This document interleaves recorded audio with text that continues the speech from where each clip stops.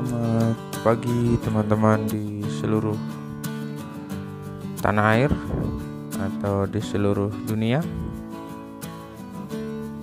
Pagi hari ini saya pengen pengen review sedikit tentang tanaman porang. Jadi tanaman ini sedang ngetren ya terutama di daerah Jawa dan di beberapa daerah di luar Jawa. Jadi ini di sekitar rumah kami tanami tanaman ini. Apa fungsi tanaman ini? Ayo kita cek, kita review sama-sama ya teman-teman. Jadi tanaman ini berusia 4 bulan.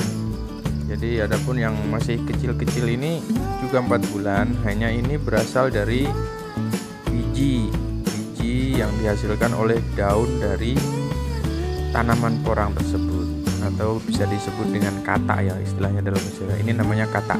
Jadi ini bisa ditanam, tapi nanti mulainya dari kecil. Nah, adapun yang ini juga berumur 4 bulan juga teman-teman, tapi langsung segede ini ya, langsung setinggi saya, karena ini kita menggunakan bibit yang berasal dari umbi. Nah, seperti ini ya teman-teman, umbi-umbi yang beratnya sekitar 2 atau 3 on kita tanam dalam 4 bulan. Tanaman porang kita sudah setinggi ini. Jadi dalam 6 bulan kita sudah bisa panen. Mudah-mudahan umbi-umbi tersebut sudah mencapai sekitar 2 kiloan. Adapun hasil produk dari porang itu sendiri bisa bermacam-macam ya lor, kayak seperti ini di daerah sana di luar negeri, di Cina, di Korea atau di Jepang, mereka menggunakan produk dari tanaman porang ini sebagai bahan untuk membuat mie ataupun beras untuk mereka, dan diyakini produk hasil porang ini lebih sehat dibanding dengan kita menggunakan atau kita mengkonsumsi nasi putih, karena karbohidratnya sangat rendah, sehingga aman ya jika dikonsumsi untuk orang penderita diabetes ataupun orang-orang yang pengen mengkonsumsi low karbo ya. Jadi banyak orang yang masih belum mengetahui perbedaan ponang atau porang ini dengan suwak ya, tanaman suwak. Memang kalau dilihat secara sepintas itu kita mirip, tapi ada perbedaannya. Jadi perbedaannya, lihat ya teman-teman, perhatikan batang ini coraknya dia memanjang, cenderung memanjang. Sementara kalau corak di batang suwak itu cenderung membulat.